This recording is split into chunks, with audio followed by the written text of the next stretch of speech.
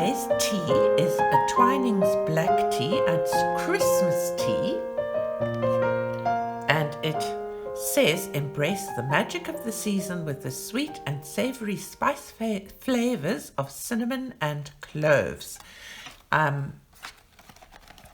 It is a black tea, and it has, as they say, cinnamon and cloves in it. I drink it white with milk and no sugar. I rather like it. It's a little bit like a chai tea, I suppose, very much like a chai tea. So today for tea and colouring, I've decided I'm going to do a short series of little beginner type tutorials, because I've had a few requests from people to say, how do you blend, how do you make colours go into each other? My grandchild said the other day, Nana, how do you get the colours to go from one to the other without big lines in them? So I thought, instead of doing long colour alongs, I'm going to do a few short for our Thursday's tea and colouring of just little things with blending. So for today's one, I'm going to be using the book Into the Wild, which is by Daisy Fletcher. It's quite a large book. Put it sideways there. Well, let me do this again. I don't have anything to really compare it with me here today, but it is longer. It's probably a little bit longer than A4. Here is a piece of letter size paper, so you can see. I'll turn it this way so that you can actually see. This is letter size paper, which is a bit fatter and shorter than A4 size paper, so it gives you an idea. And I'm just going to do a goldfish. So I've chosen the picture. I decided I'm going to do this fishy today, and I'm putting my piece of paper beneath it. I have a piece of kitchen paper to rest my hand on, and I'm going to be using the colours. I've not written them out today. They're Prismacolors, Poppy Red, number 922, Pale Vermilion, number 921, Orange, number 918, and Sunburst Yellow, number 917. So the thing to remember when you're doing blending is that you try to use from a dark to a medium to a light. Now our dark this time is the Poppy Red, and our light is the Sunburst Yellow. And you can see if you put those two together, you're not going to get a good blend. But in between them, we've got going two mediums. You could get away with just 3 colours, but you can often get a more seamless blend with 4.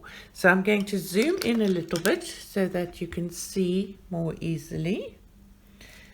And I'm going to just be colouring the body of the fish today. There are various ways that different people go about blending. I enjoy starting usually with the darkest colour. So I'm leaving the face out first, and I'm doing fairly light application around the edges. Oops, I've got my glasses on and I can't see to colour with them. There they go. They're off now.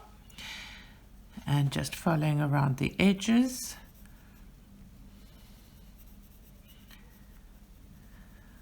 Very lightly.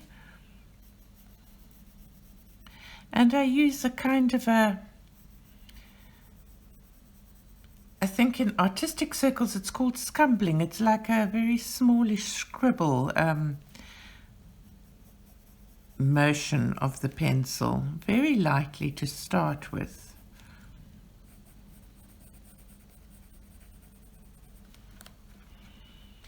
Because we like to leave the paper texture having, you call, most of you know, but if there are any complete beginners, you call the surface of the paper the tooth of the paper, and you get so many different types of paper.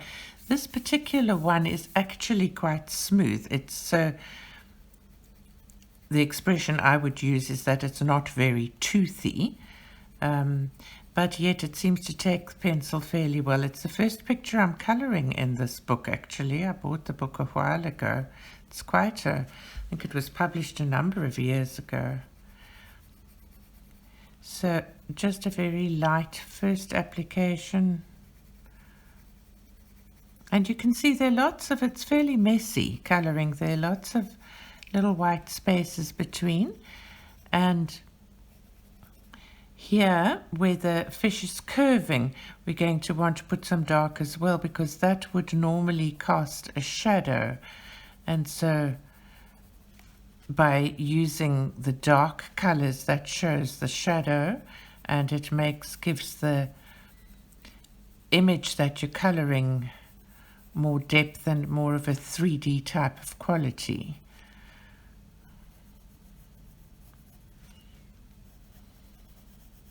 I had thought of having one of my grandsons with me today, but then everybody's busy. It seems to be the season at the moment for primary school concerts, and they're all busy with school concerts and rehearsals and things. Gosh, the amount of work that goes into school concerts is amazing. Okay, so that's a very light first application of poppy red. And now I'm going on to my next darkest color, which is the pale vermilion. And I'm having a slug of tea.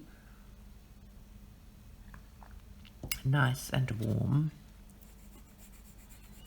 And then I'm going over the dark thing again. And I think for me, it was the part I didn't understand when I first started trying to blend colors and make them,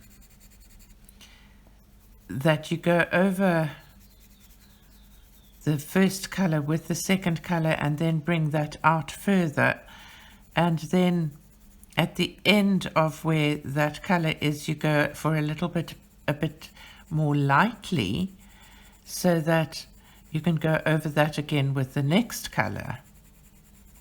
And you can see there's sort of a roundish shape, so I'm aiming to have this kind of an area to be the lightest bit, and then the same in the tail. There will always be a place where the most light reflects off. So that's quite lightly done there.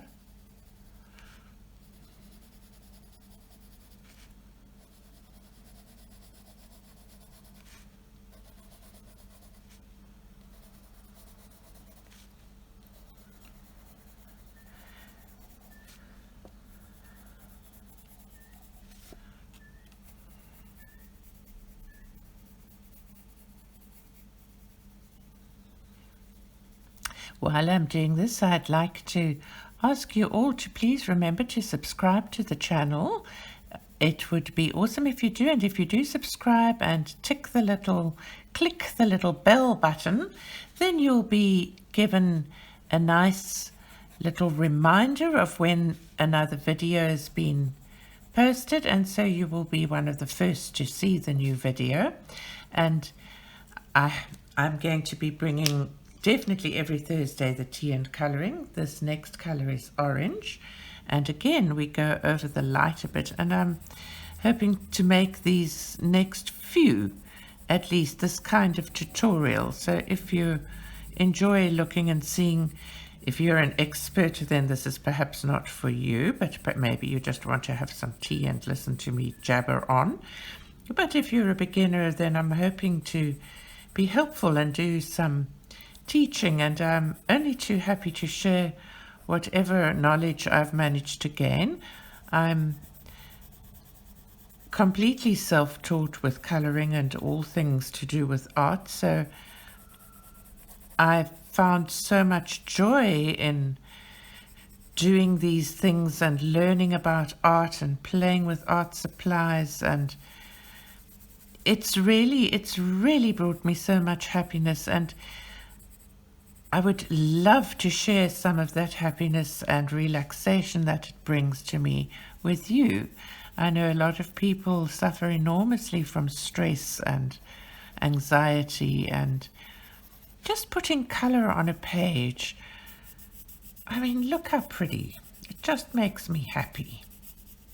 Doesn't matter if it's not perfect. That's not the point. The point is to make it happy and bring it to life. So you can see I'm leaving that middle bit out, but I'm not going to leave a huge light bit there.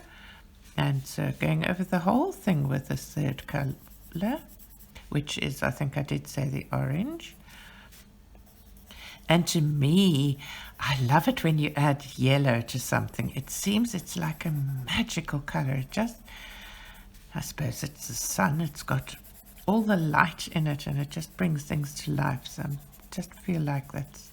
Now, can you see that I'm going over this little bit very, very lightly, because this is the biggest transition of color from this color to yellow. So I'm putting some very, very light of this and then leaving some white. And then my pressure's going a bit heavier again. And now we come in with the yellow. We're not going to go right to the red with the yellow. We're going to go about a third in with the yellow. And I'm coloring lightly. I'm holding the pencil quite far back to color lightly. And going over that light bit. And over there. And then coming in all the way here. And then over here as well, over the light bit. Over the light bit, and coming all the way in. There we are now. The bit that took me by surprise was that we repeat the whole process. So a bit of a heavier hand here with the dark. I must say there's something very daunting about a completely uncolored image. It's like I've started trying to do a little bit of art journaling, and this white blank page is very daunting. So there we color him in, darker and darker there.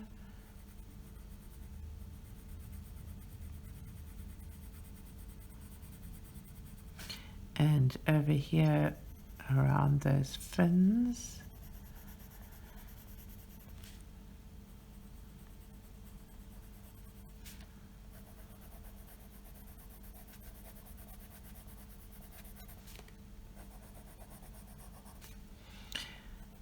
My grandson's just got 2 goldfish. He's very proud of his fish.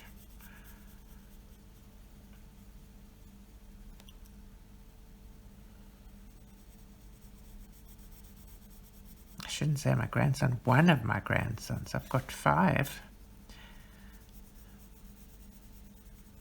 So there again, now I'm coming in again and just going a bit lightly in the middle. This paper, because it doesn't have much tooth, the pencils are starting, you get a feeling like a slippy kind of a feeling, I suppose, as it gets a lot of wax and it builds up on itself. So I don't think it's going to take loads and loads of layers.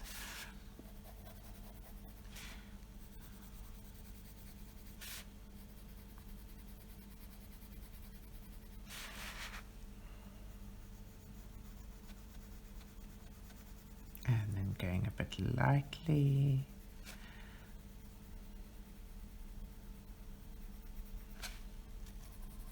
And now going back onto the vermilion, pale vermilion, and going over that bit there and pressing a bit harder now.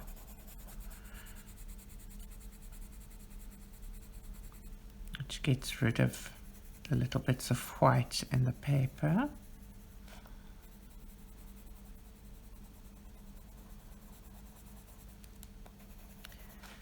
And going in. And I think this particular blend of colors would actually make a nice apple as well. I think it would make a nice blend on an apple. Going in this little bit here. And then just doing a bit lightly. And lightly there. And then the next one, which is orange, and a sip of tea.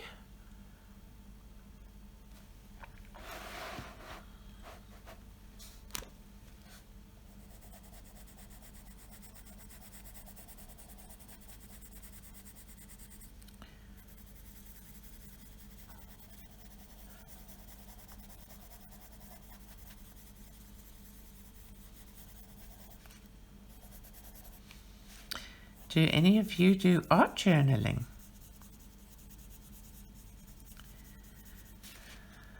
I'm finding it quite fun. And then very lightly around the edges. And then over it with the yellow. The sunburst yellow. Nice bright middle. There we are. So I will do his face at a later date. I hope you've enjoyed this very short video and our Thursday's tea and colouring, and I hope that this little lesson on blending has been helpful. It would be lovely if you join me again, and if you feel like asking any questions, please feel free to ask them and I will do my very best to answer you, and I would love to hear from you. Take care and have a wonderful day. Bye-bye.